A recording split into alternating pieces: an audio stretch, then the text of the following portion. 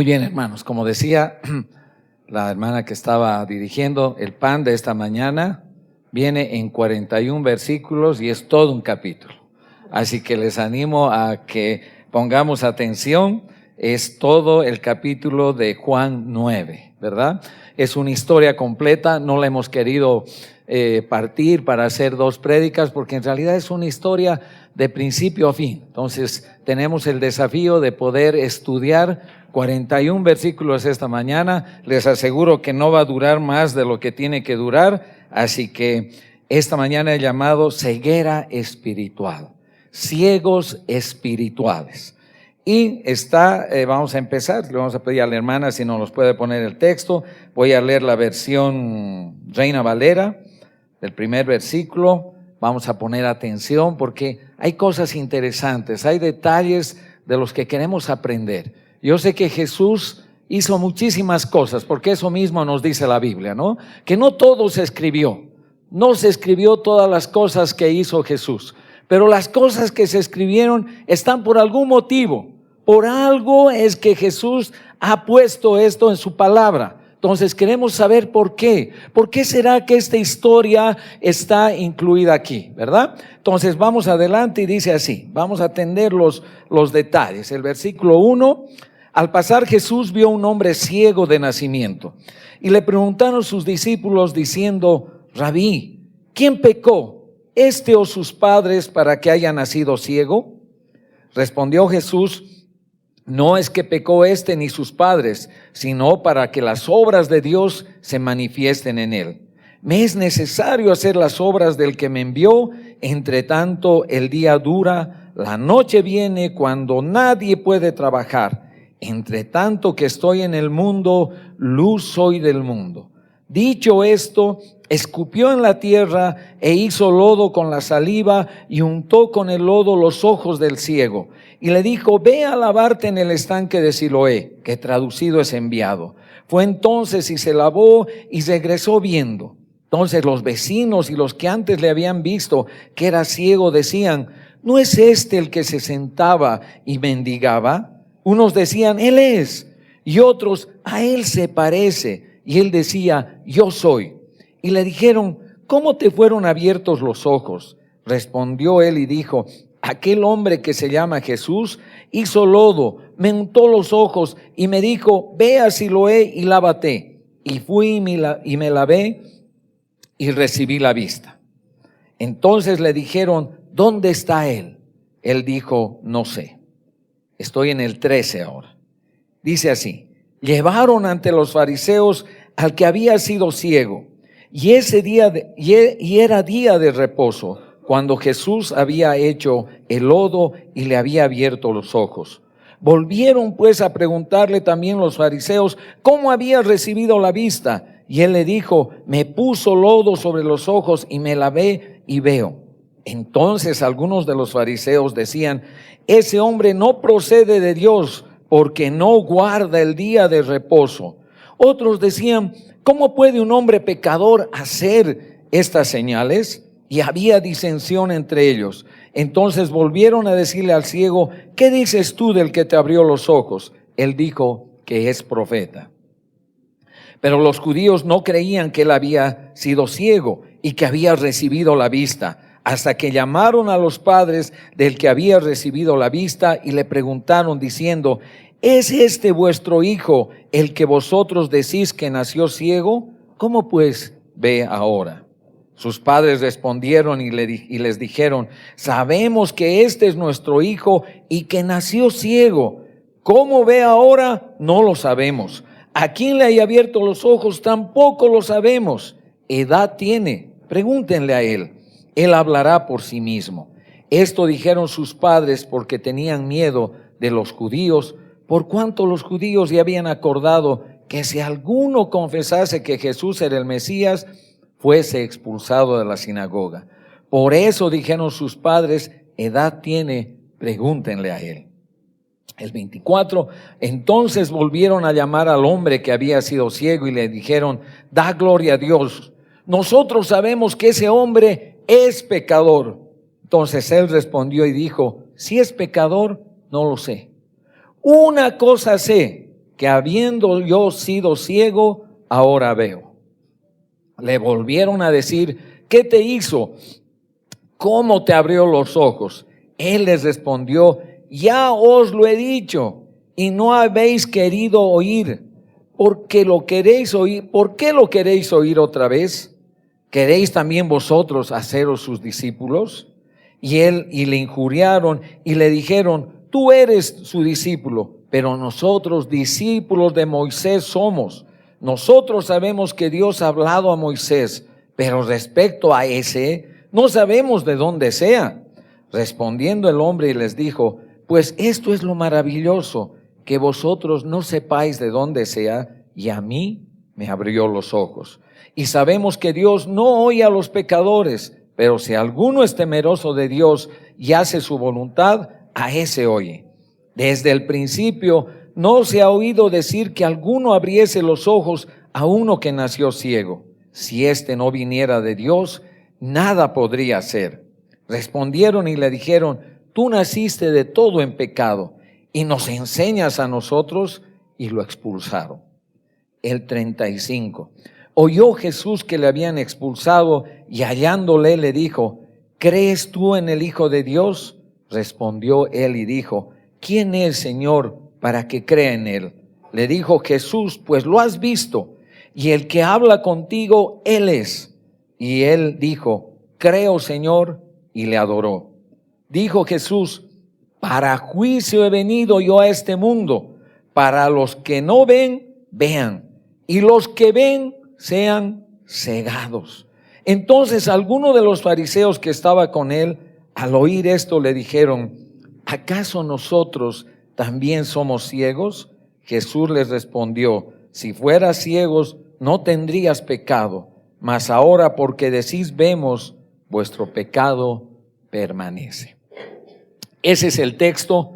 Y este texto obviamente está en el contexto grande que hemos estado viendo durante todos estos meses. Prácticamente los 8 capítulos anteriores es la historia de una controversia. Es la historia, ¿verdad?, de puntos diferentes. Es una historia y es una lucha que, hermanos, no empezó ahí, sino que empezó y sigue y va a continuar. Es una controversia que ha seguido siglo tras siglo. La historia del mundo está impregnada de esta controversia. Es la verdad contra la mentira. Es la luz contra la oscuridad. Es lo terrenal frente a lo eterno. Es la vida y la muerte. Es la mentira y es la verdad.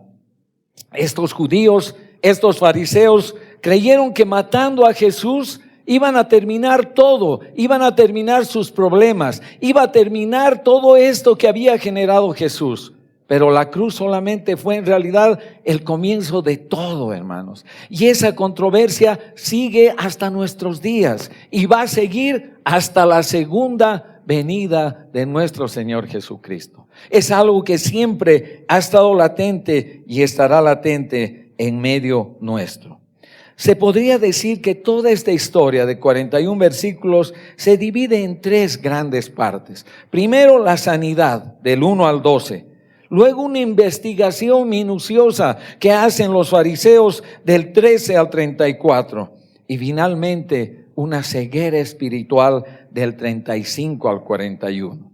Tenemos ahí un cuadrito de Siloé, hermanos. Entonces, fíjense que más o menos así ha debido ser este estanque de Siloé. Fue hecho para traer el agua a Jerusalén, ¿verdad? Para que pueda haber agua en Jerusalén. Entonces, la gran historia gira alrededor de este estanque, hermanos, porque aquí lo que en la historia vemos es que Jesús encuentra a un hombre ciego y le dice, ve a lavarte en Siloé, después de haberle juntado los ojos con lodo, hecho con barro y su saliva. Entonces, ahí tienen el estanque de Siloé y mucho tiene que ver con lo que vamos a hablar esta mañana. ¿Cómo es que abordamos una historia, hermanos, que abarca todo un capítulo? Yo he querido hacerlo a partir de los personajes. Y por lo menos 3 personajes yo destaco en esta historia. Primero, obviamente, este hombre que era ciego. Luego, los fariseos. Y finalmente, y lo más importante, Jesús. Así que acompáñenme a ver algunas características de estos personajes que se nos representan en esta historia. Primero, fíjense que lo que le dicen los discípulos a Jesús: ¿quién es este? ¿Por qué está ciego? ¿Es que ha pecado él o han pecado sus padres? Porque ser ciego en este momento, en esta cultura, hermanos, era equivalente a ser un pecador. Y si era un pecador, primero estaba excluido del templo, que era el centro social de la vida en ese momento en Israel. No podía entrar al templo. ¿Por qué no podía entrar al templo? Porque se asumía que era pecador y ellos decían que nadie impuro podía entrar al templo. Entonces, este ciego, hermanos, era un excluido de la sociedad. Y no solamente tenía un impedimento físico, sino que la sociedad misma lo había apartado, lo había separado. Y la única esperanza que él tenía era levantarse en la mañana e ir a pedir limosna al patio del templo. Y esa era su vida. Esa era una constante. Seguramente todos los días hacía lo mismo. No sabemos cuántos años tenía. De pronto tenía 30 años, 35 años. Pero había sido una vida llena de oscuridad desde el momento que nació. Sin embargo, yo percibo que esa mañana que se levantó era día sábado. Era un día, ¿verdad?, sagrado. Era un día que guardaban los fariseos. Él percibió el inicio de un milagro. Él percibió que ese día algo maravilloso y trascendente iba a ocurrir en su vida. Y ustedes van a ver por qué. Porque, hermanos, mientras estaba en la ceguera, sintió lodo en sus ojos. Yo me imagino que si yo hubiera sido el ciego, hermanos, de pronto hasta me hubiera enojado, ¿verdad? Hubiera dicho, ¿qué pasa, no? ¿Quién me está poniendo lodo? Algo extraño en nuestros ojos. Pero él, hermanos, pudo percibir que iba a empezar un milagro en su vida. Y después de ese lodo, Jesús le da una orden que hasta parece, hermanos, irracional, ilógica. Porque le dice, ahora ve a lavarte al estanque de Siloé. Podríamos también asumir que había unos 200, 300 metros entre el patio del templo y el estanque de Siloé. Para nosotros seguramente recorrer 300 metros es relativamente fácil. Pero este era un hombre ciego, ciego. En su mente me imagino que él tenía una lucha. Tenía, ¿verdad?, esta orden de Jesús, ve a lavarte al estanque de Siloé. Pero también pensaba y decía, pero ¿qué pasa si me lavo nomás aquí en una fuente de agua, en un chorrito de agua? ¿Por qué tengo que ir hasta Siloé? ¿Por qué es que Jesús le dijo que vaya a esos 300 metros? ¿Por qué no lo curó inmediatamente, hermanos? ¿Por qué no le preguntamos? ¿Por qué Jesús tenía el poder para decirle, ten la vista y listo? Ya veía. Pero, hermanos, probó su fe, probó su obediencia y le dijo, camina hasta allá y lávate. Yo me imagino que en esos 300 metros él tenía certezas, tenía dudas, tenía afirmaciones, tenía preguntas. Pero a pesar de eso, caminó hasta el lugar que Jesús le dijo. Otra cosa que me llama la atención de este hombre ciego, hermanos, es su testimonio firme de la verdad. Fíjense cuántas veces ha sido interrogado por los fariseos. Y él sabía que lo que él declaraba, lo que él afirmaba, le podía costar el ser expulsado nuevamente de la comunidad, de la sinagoga y del templo. Nunca pudo entrar al templo. Y ya podía hacerlo. De pronto ya decía, puedo entrar al templo. E inmediatamente la firmeza de su testimonio hizo que fuese expulsado nuevamente. Fue firme en su testimonio a pesar que él sabía el costo de hacerlo. Otra de las cosas que a mí me llama la atención de este hombre, hermanos, es que su fe y su revelación fue en aumento. Fíjense que cuando le empiezan a preguntar y le dicen, ¿quién ha hecho esto? Primero él va a decir, es un hombre que se llama Jesús. Después le vuelven a preguntar y él va a decir, ya no Jesús, era un profeta. La tercera vez que le preguntan, ¿y quién era este? Es un enviado de Dios. Y la cuarta, ¿saben qué va a decir? Tú eres el Mesías, el Hijo de Dios. La fe, la revelación de este hombre que apenas había empezado a ver, hermanos, fue creciendo, creciendo y creciendo. Por eso es que yo pienso que lo que nos cuenta aquí Juan 9 no solamente es la curación, es la sanidad de un impedimento físico, sino nos está hablando de algo más profundo. Nos está hablando de cuántos ciegos espirituales podemos encontrar en nuestro alrededor. Nos está hablando de una ceguera espiritual. Y este hombre va a ser transformado y va a recibir no solamente la sanidad física, sino también la sanidad espiritual. Otra de las cosas que rescato es que cuando uno empieza a leer la historia, podríamos asumir que los que más sabían, hermanos, los que más entendían de Dios, los que más conocían de las cosas sagradas, eran los fariseos. Pero cuando leemos la historia, nos damos cuenta que no es así, que el que recién ha recibido la vista va a tener una mayor revelación, va a decir, si alguno es temeroso de Dios y hace su voluntad, es oído por él. Va a decir, si este no viniera de Dios, nada podría hacer. Y eso es lo hermoso, hermanos. Eso es lo lindo de ser cristianos. Podemos ser cristianos de 3 días, de 5 días, de una semana, de un mes. Y de pronto tenemos tanta revelación porque el Señor nos está mostrando quién es, ¿verdad? Eso rescato del ciego. Seguramente hay más cosas, pero eso es lo que yo veo. Ahora, ¿qué veo en estos fariseos? Hermanos, estos fariseos no veían el milagro. Algo tan tremendo había ocurrido delante de sus ojos y ellos, hermanos, estaban más preocupados porque si era sábado o no era sábado, si se podía curar en sábado, si no se podía curar en sábado. Ellos estaban enfrascados en esto. Eran hombres insensibles, muy vanidosos, creían tener la verdad, estaban apoyados en un conocimiento que lamentablemente no era el conocimiento correcto. Fíjense que para estos fariseos todos eran pecadores.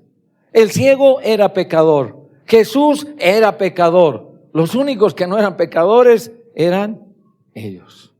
Todos eran pecadores. Con su actitud estaban negando el milagro que acababa de ocurrir.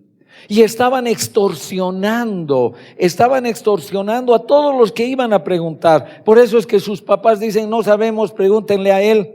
Porque si ellos decían algo equivocado, eran expulsados de la comunidad. Castigaban la fe de los demás. Se negaban a oír y ver y reconocer la deidad de Jesús. Este Jesús, ¿cómo puede haber hecho un milagro? Si es un pecador, es un impostor. Nosotros no podemos aceptar esto.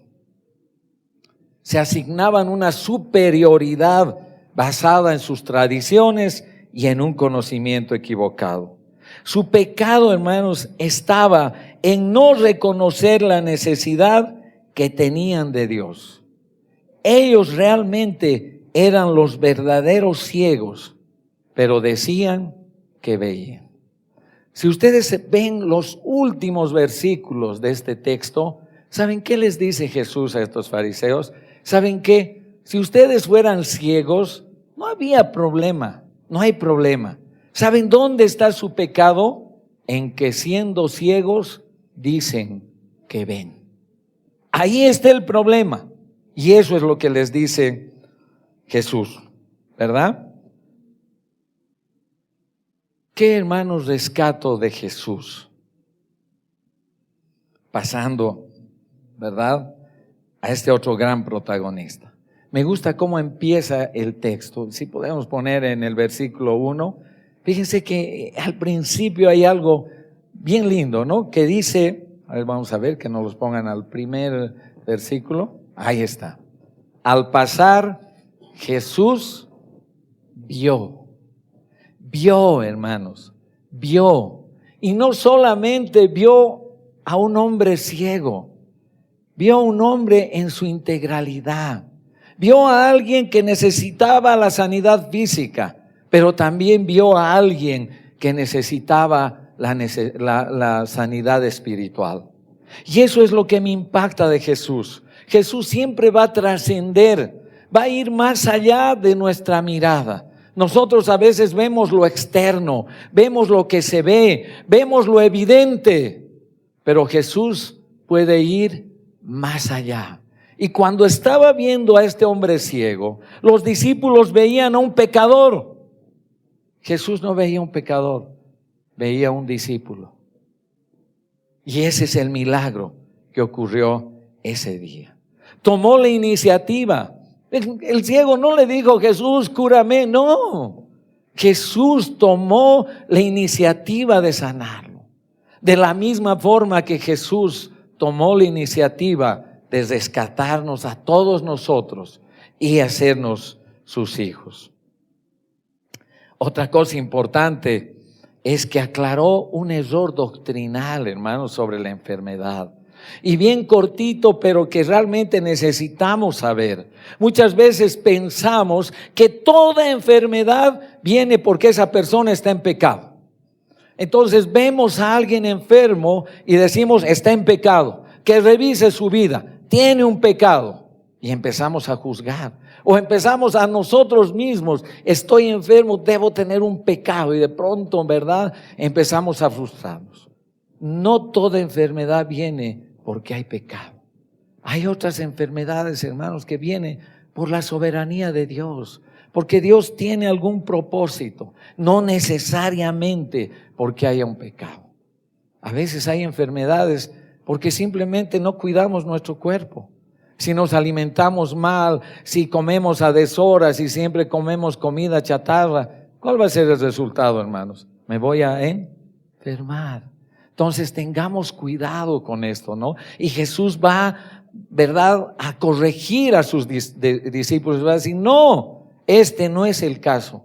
Ni él, ni sus padres. Entonces aclara un error doctrinal. Otra cosa linda es que para Jesús los excluidos son importantes. Los apartados, los discriminados, los que no son tomados en cuenta. Y si para Jesús son importantes los excluidos, para mí deberían ser igual de importantes. Para la iglesia deberían ser igual de importantes. Pero a veces lo que nos ocurre es que empezamos a excluir, ¿no? Este no, este tampoco, este sí.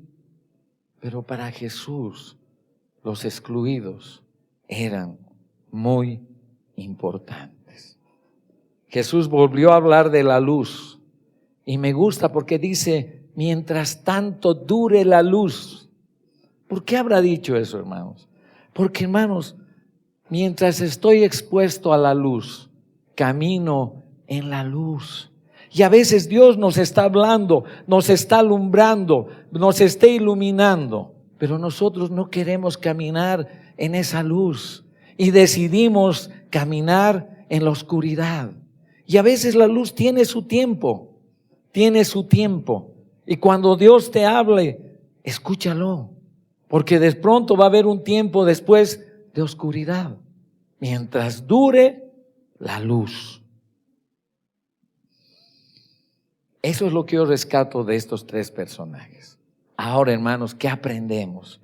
¿Qué me dice Dios a mi vida a partir de esta historia y de esto que estamos rescatando? Primero, Y ahí lo vamos a poner, hay un cuadrito que dice, una fe que crece. Hermanos, yo quiero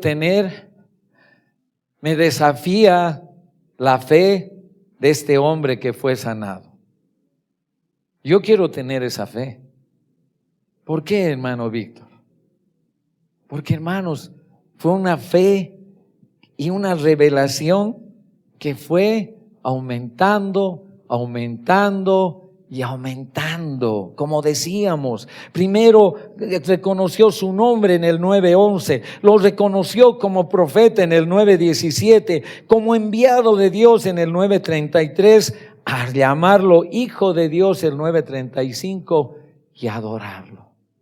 Yo quiero una fe que no se quede estática. Yo quiero una fe que crezca como la de este hombre. Ahora, cuando examinamos, ¿verdad?, la historia, ¿cómo es que creció la fe de este hombre?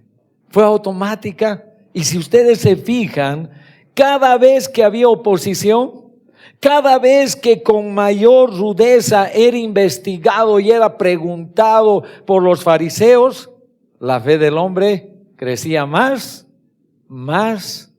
y más. ¿Qué me enseña eso, hermanos? Que la fe y la revelación de Dios crece cuando hay oposición. No nos gusta la oposición, no nos gustan los desiertos, no nos gustan los momentos que nos incomodan. Pero lo que me enseña esta historia es que cuanto más oposición había, el ciego y el hombre curado tenía más fe y mayor conocimiento de Dios. Y eso, hermanos, es un desafío para mí. Quiero tener la fe de este hombre que fue sanado. Quiero tener la fe que cuando Jesús me diga, ve al estanque de Siloé, no le pregunte por qué. ¿Por qué no puedo lavarme en este riachuelo que está aquí a 3 metros? ¿Por qué tengo que ir hasta el estanque de Siloé, Jesús? ¿Cuántas veces el Señor nos ha dicho, ve al estanque de Siloé? Pero nuestra razón, nuestra lógica, nuestra forma de ver las cosas, porque yo creo que así debe ser mejor, y no hemos ido al estanque de Siloé y no hemos recibido la vista. Yo quiero ir al estanque de Siloé. Aunque de pronto muchas veces la voz de Dios me parece que no debería ser. Y cuestionamos al Señor y le decimos ¿por qué? Pero si el Señor te está diciendo, camina 300 metros y ve a lavarte ahí, ve. No sé tu circunstancia, pero ve. Esta historia tiene una advertencia también para mí. ¿Por qué? Porque muchas veces, hermanos, podemos ser sabios en nuestra propia sabiduría. Los fariseos tenían ese gran problema. No querían aceptar la deidad de Jesús. Ellos creían estar en lo correcto. Habían cerrado su mente, habían cerrado su corazón y habían cerrado su vista. Y a pesar que Jesús estaba ahí de una manera tan clara, mostrándose como Dios, ellos no lo aceptaban. Y esa advertencia para mí es que muchas veces puedo ser ciego y decir que veo. Y eso fue lo peor para Jesús. Nuevamente Jesús les dijo, no hay problema que ustedes fueran ciegos, recibirían la vista. El problema es que ustedes son ciegos y dicen que ven. Ahí está su pecado. ¿Cuántas veces, hermanos, somos tercos? No nos queremos mover del lugar en el que estamos. ¿Cuántas veces, verdad, no damos el brazo a torcer? ¿Por qué? Porque pensamos que siempre estamos en lo correcto. Pero que sea Dios abriendo nuestros ojos, hermanos, y mostrándonos dónde estamos. A veces mucho conocimiento, ¿verdad? Estos fariseos tenían tanto conocimiento que decían, ¿quién sabe más que nosotros? Se resistían a la verdad, aduciendo un conocimiento superior. ¿Y saben qué? Cuando uno está ciego y dice que ve, primero se daña a sí mismo. Pero eso no es lo peor, sino que daña a su entorno. ¿Por qué dice esto, hermano Víctor? Eso no está en el texto. Sí está. Fíjense que estos fariseos, ¿qué hacían? Castigaban la fe de los demás.